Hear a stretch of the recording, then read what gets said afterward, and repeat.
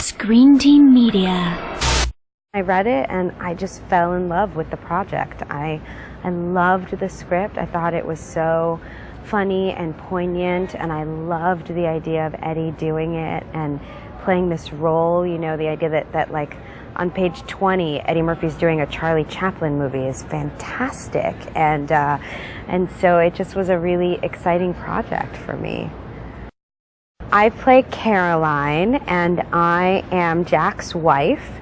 Jack being played by Eddie Murphy, and we have a really great relationship. Like, we really get each other, and we have a good sense of humor, and I kind of accept him for who he is, although I know what I'm dealing with. You know, there's a little bit of a plan, that idea of you know, men and women have a hard time communicating, and but we handle it well as a couple. And then this thing happens in his life, unbeknownst to me, where he literally loses his ability to communicate. And I just sort of think it's one of those men are from Mars, women are from Venus things, where he won't talk to me and we can't talk to each other, you know, meanwhile he's under this life or death spell. So it's a really cool dynamic, and a great kind of arc that he and I go through.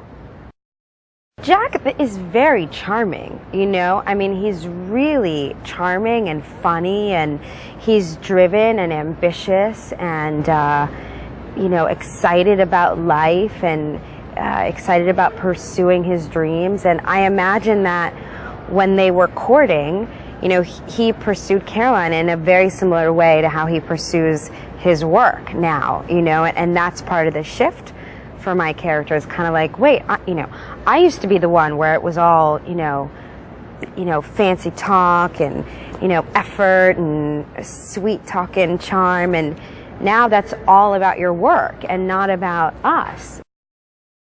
Caroline really, really wants for Jack to be more invested in their family life in general, not just in terms of the structure of the house, but the structure of their life together. You know, she wants him to commit to these Daddy and Me classes, and she wants him to, you know, just make the family a focus. And it's a terrible coincidence that the day she decides to approach him about really being more present as a dad and showing up and being available, he can't speak, and so she thinks that he's not interested in showing up as a dad.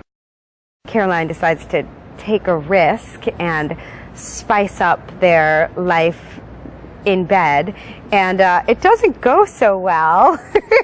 And it's very embarrassing for her, because she really kind of puts herself out on a limb, and in her mind gets rejected.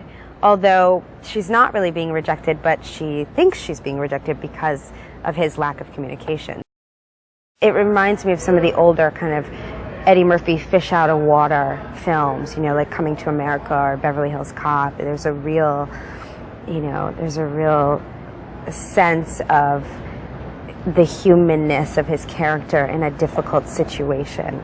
And it's been a blast to work with Eddie. I love coming to work every day. He's awesome, and it's really fun, and yeah, everybody, the whole crew, and Brian Robbins is awesome. It's great.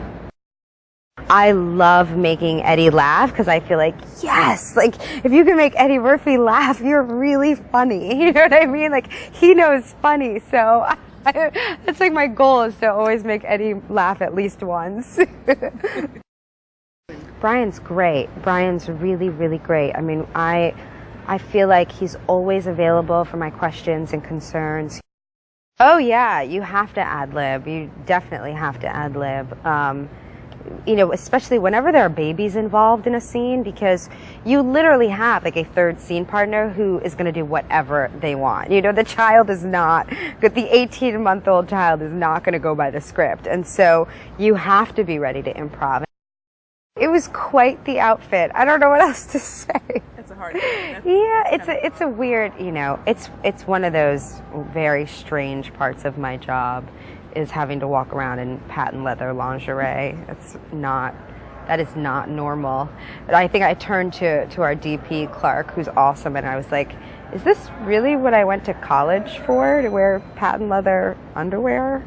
He was like, it's relevant for the storyline. I was like, oh yeah. It's an important part of my character arc. You have to keep reminding yourself that.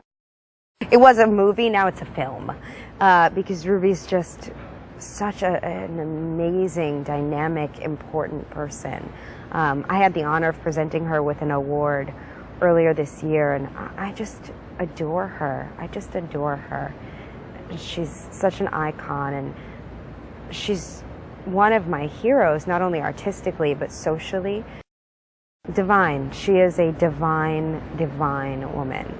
And just the epitome of grace and elegance and cuteness. Like, how can somebody be so elegant and graceful and adorable at the same time? It's unfathomable. It's something to reach for. It's like, she's really, truly a hero.